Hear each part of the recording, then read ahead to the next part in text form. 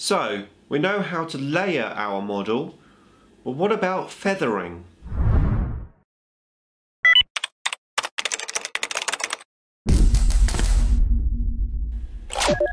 Nick speaking, and welcome to this video.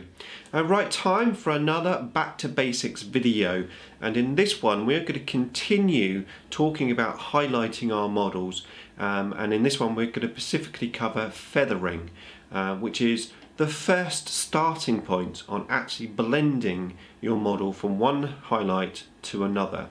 So, as always, this video is aimed for beginners, so let's have a look at feathering. Okay, so let's have a look at feathering.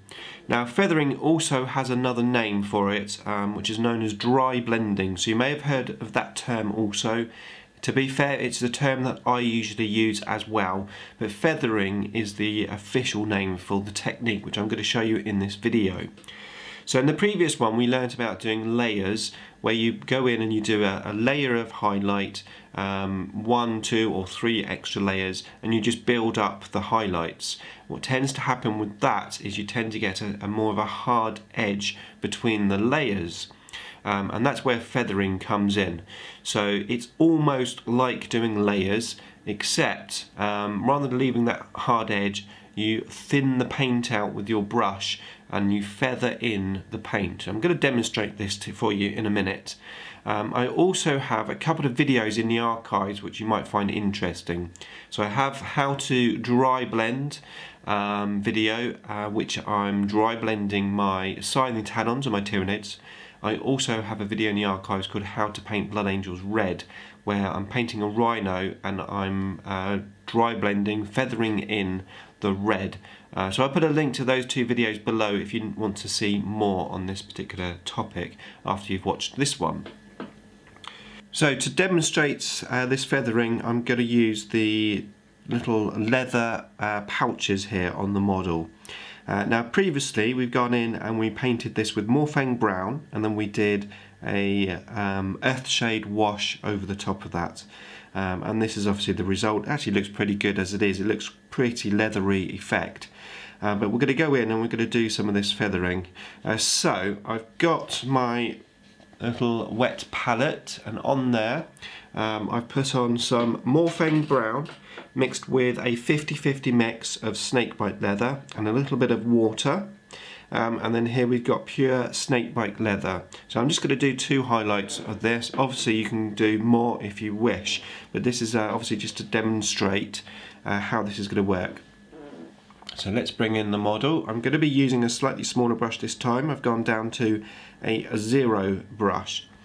So we're going to take the mixture of Morphang Brown and snakebite leather on the end of our brush, and then we're going to work out where we want the highlights. In this case it's going to be at the bottom, and we're going to put that paint just on the bottom in the corner here, and then I'm going to take the paint off of my brush and I'm going to push this highlight up, push the paint out basically, spread it out, and it will get thinner and thinner until there's no pigment left on the paint. Now obviously the more watery you have your paint on your actual palette, the more coats you're going to have to do. Of course you don't want it to be too watery, and you don't want it to be too thick, so it's a nice mixture. So all I'm doing is building up the highlight. So again I'm going to start this at the bottom, and then I'm just going to feather that paint out. I'm just washing the paint off of my brush as I'm feathering it. Let that dry and then go on to the next one, and just gradually pull that paint up, and then you end up with a very nice little transition.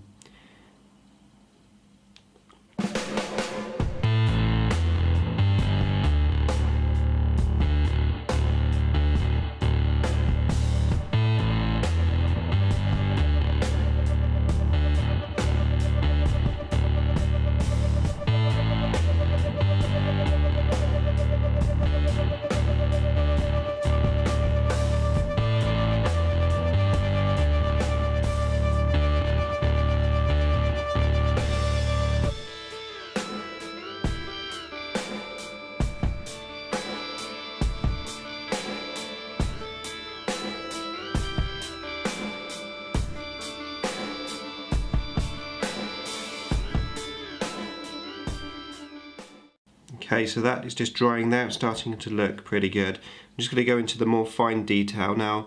We can just use layering for this because it's so small, we don't necessarily have to feather, so I'm literally just going to paint on the colour. And I'm just going to almost do like an edge highlight just around the top of this pouch, just where it's quite a small area. I can get away with just putting the paint on and almost spreading it around. And I think this is the key thing, because ultimately as you do this technique you will gradually find yourself feathering and spreading paint around all over the place when you're painting, and ultimately that's what makes a good paint job. So once you've learnt this technique and you're doing it for yourself, you will gradually find that you will naturally spread the paint out and you'll end up doing feathering techniques without even realising that's what you're doing.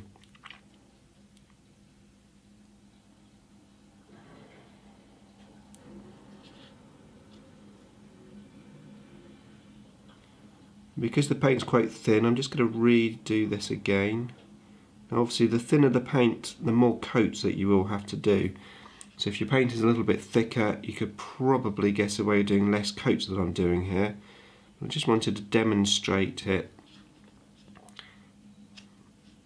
So now I'm literally just going down to the sort of bottom half, and I'm just going to just build up the pigment a little bit more.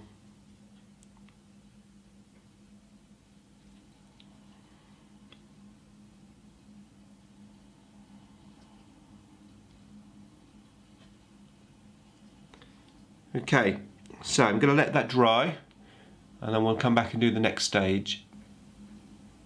Okay, so that's dry and starting to get quite a nice shade there. Of course that is just the first coat. So now we're going to go in and we're going to do the snakebite leather. So I'm going to go straight in with a harsher highlight. If you wanted to, probably ideally you'd probably just add a little bit more snakebite leather to that base coat mix, and then you could do as many coats as you want, just building up the colour. But in this case I just want to show you the next sort of extreme highlight. So we're going to go in now with the snakebite leather. So again I'm going to put this down at the bottom as a starting point. I'm going to take the paint off of my paintbrush and then I'm going to spread it up and out. I'm going to do that onto the other one. So put the paint on, take the paint off the brush, and then just feather it out.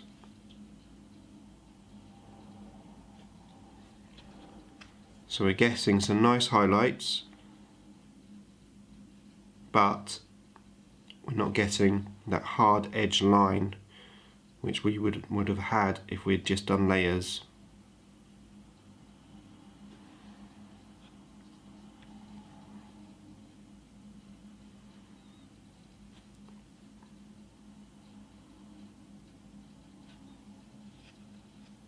This leather is starting to look really nice now.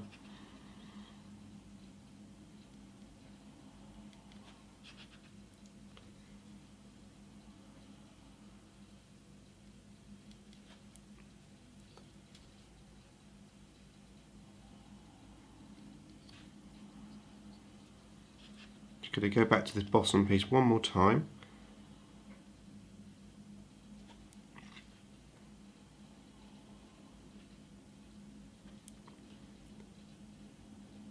If you do put too much paint on that bottom piece, do you see the opposite motion? As opposed to going up, go down and just take that paint away.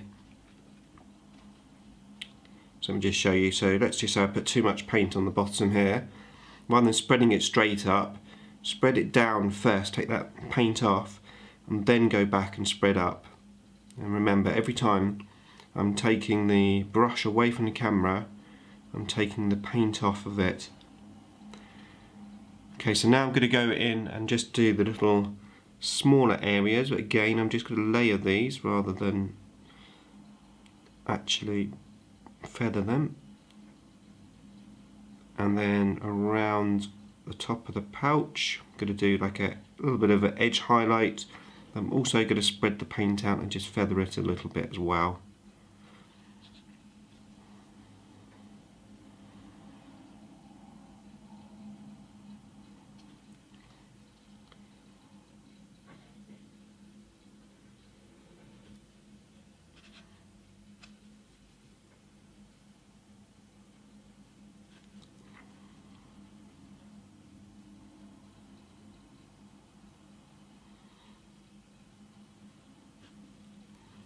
Okay, so that is looking pretty good.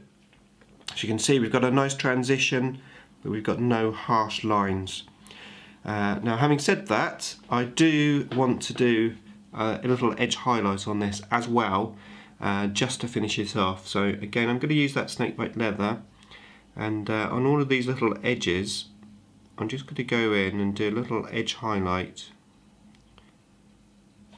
And this just makes the corners and the edges just pop a little, as well as having that nice transition.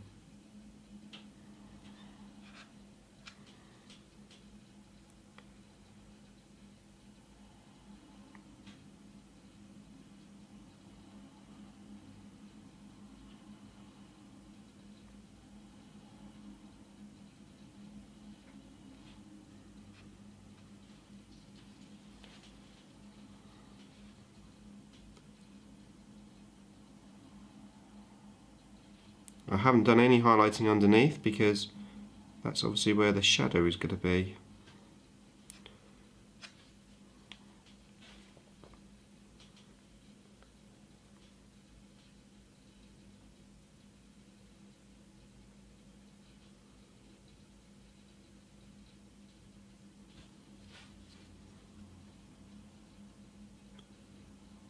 So that edge highlight went a bit thick on the bottom there, so I'm literally just going to feather that out. And that is the great thing, and that is, as I was talking about earlier, as you start to use this technique, you will notice you'll just be feathering out your paint everywhere as you paint it. Okay, I think we're done. Okay, so there you go. That is how the end result is looking. Looks pretty good, and you can see that it's highlighted, but it's got some nice transitions. A very useful technique. Obviously not quite as good as if you did wet blend, but you know, actually wet blending your whole model is a massive task, as would be glazing, which we're also going to cover in a future video. So this is the main technique to making your models look really good, without being uber time consuming or uber difficult. Okay, so hopefully that was useful to you. Thanks for watching as always, and I'll see you in the next video.